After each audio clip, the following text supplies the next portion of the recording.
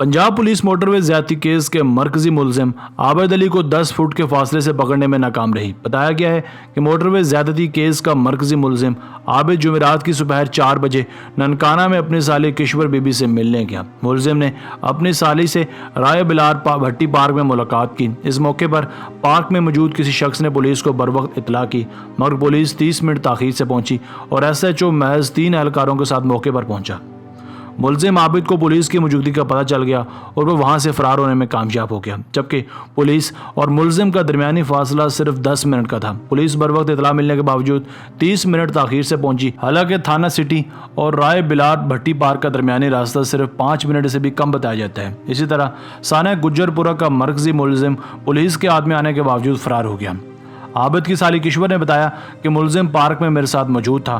Police एहलकारों ने आबिद को पकड़ने के लिए हाथ डाला तो वो इन्हें धक्का देकर फरार हो गया। इससे कबल भी पंजाब पुलिस की बदतरीन नाअहली की वजह से साना गुज्जरपुरा का मरकजी मुलजिम कसूर में भी गिरफ्तार होने से बच गया था। मीडिया रिपोर्ट्स के मुताबिक पुलिस को इतला मिली कि मुलजिम कसूर की तहसील राजा जंग में अपने रिश्तेदार के घर आएगा। इंटेलिजेंस रिपोर्ट के बाद पुलिस के कुछ अफसरान और एहलकार आबिद अली के रिश्तेदार के घर जाकर बैठ गए।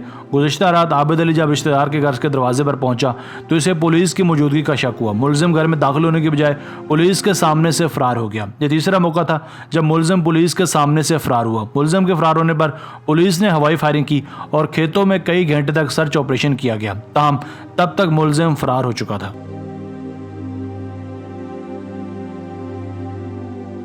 दोस्तों, अगर आप नई अपडेट्स लेना चाहते हैं तो हमारे इस चैनल वजूद टीवी को अभी सब्सक्राइब कर लीजिए और हम आपको गाहे बगाहे नई से नई अपडेट्स देते रहेंगे। मिलते हैं एक नई वीडियो के साथ, तब तक के लिए अल्लाह निगहबान।